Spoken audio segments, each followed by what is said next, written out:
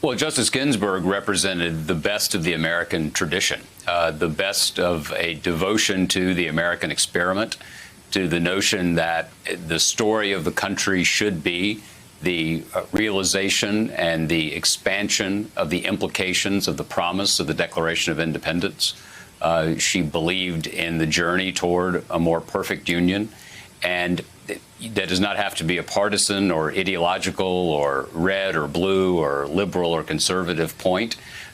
It's simply a clinical observation that she gave her life to expanding rights and understood that the country was at its best when we widened our arms, when we extended a hand, not when we clenched a fist or tried to build walls. She was, as Ari was just saying, a builder of bridges, quite close personally to Justice Scalia, from all we know, a force for a kind of conciliation and unity within the what was once the Brethren before Justice O'Connor and before Justice Ginsburg. And so it's a loss for the nation.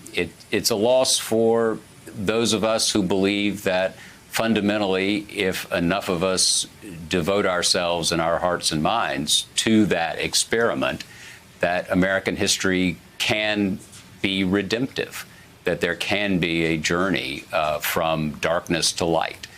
And so the country, I think, should rightly pause and mourn this remarkably pioneering life, which was given to a realization that what Thomas Jefferson wrote in a different era could mean real change and real possibility from era to era to era.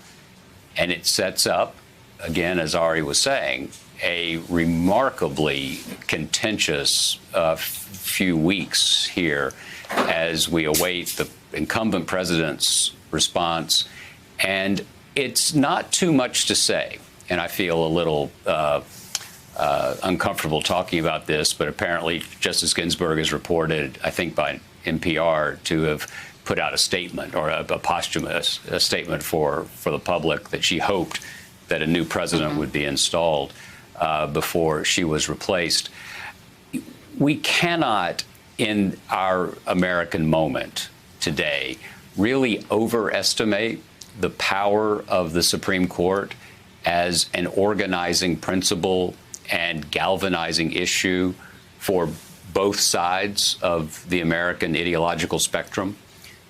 Since the school prayer decisions in the early 1960s, the Supreme Court has been a kind of E-Day fix of the conservative movement in the country, beginning with the Warren Court, particularly on May 17th, 1954, which in many ways is the day modernity began in America, because that's the day that Earl Warren, a Republican appointee, announced a unanimous decision declaring that separate but equal was an unconstitutional principle.